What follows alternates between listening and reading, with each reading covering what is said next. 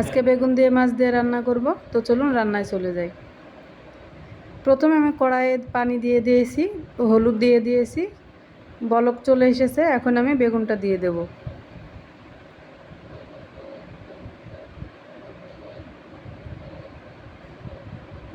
বেগুনটা দিয়ে দিলাম,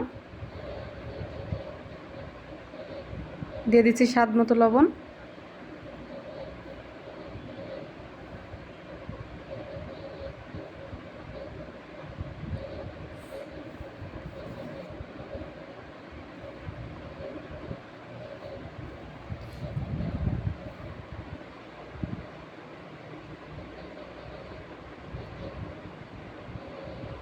এখন আমি মশলা দিয়ে দিচ্ছি। এখানে হালকা সরিষা, কাঁচামরিচ এবং পেঁয়াজ এবং জিরা সব কিছু বেটে নিয়েছি, আমি দিয়ে দিলাম।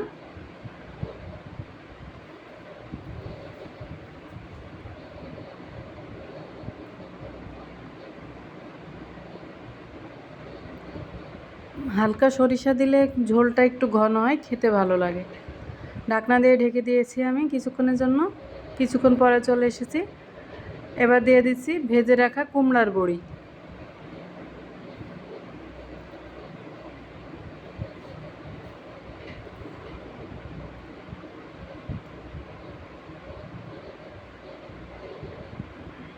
আবারও কিছুক্ষণ পরে চলে এসেছি।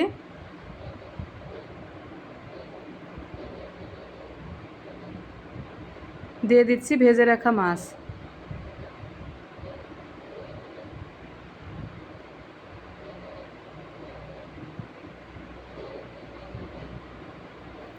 সব কিছু দিয়ে এখন আমি লো ফ্লেমে রান্নাটা করব।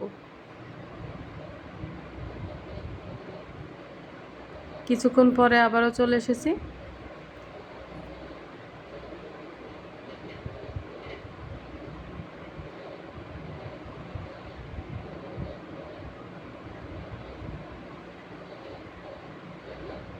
ঢাকনা দিয়ে ঢেকে দিচ্ছি।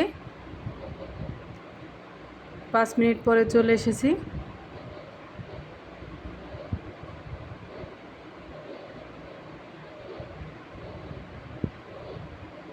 বড়িটা সিদ্ধ হয়ে গেছে। রান্নাটা প্রায় শেষের দিকে, আমি নামিয়ে নিচ্ছি। নামিয়ে পরিবেশন করে নিচ্ছি। তো গাইস, আল্লাহ হাফেজ।